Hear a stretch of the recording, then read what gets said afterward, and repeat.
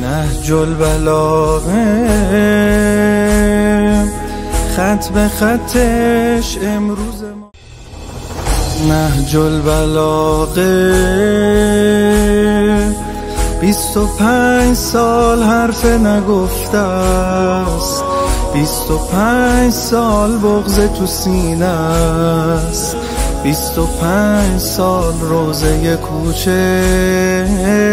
نهج البلاغه داغ مدینه است، نهج البلاغه داغ مدینه است.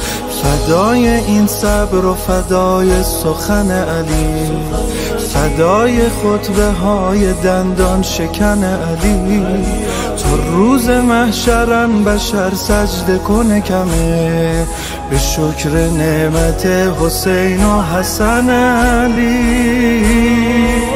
25 سال علی خونه نشین شد، اما 25 قرن بشر دور شد از اصل خودش.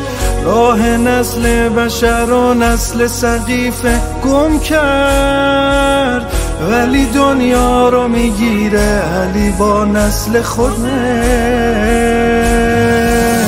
اینهای داغه سند فاطمی است، نهج البلاغه سند فاطمی است، نهج البلاغه سند فاطمی است. اینهای داغه سند فاطمی است، نهج البلاغه سند فاطمی است، نهج البلاغه سند فاطمی است.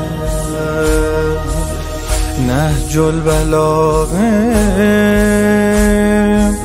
خط به خطش امروز ماست، اصلا انگار واسه الانه یک کتابه، اما به واقع برنامه نجات جهانه، برنامه نجات جهانه.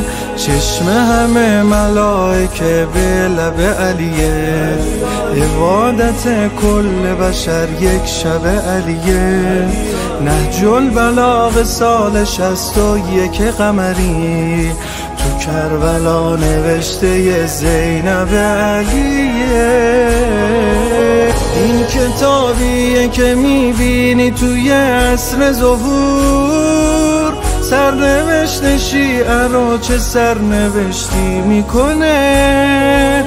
خود مرتضی که جای خود به لطف این کتاب ما را علامه جعفری بهشتی میکنه.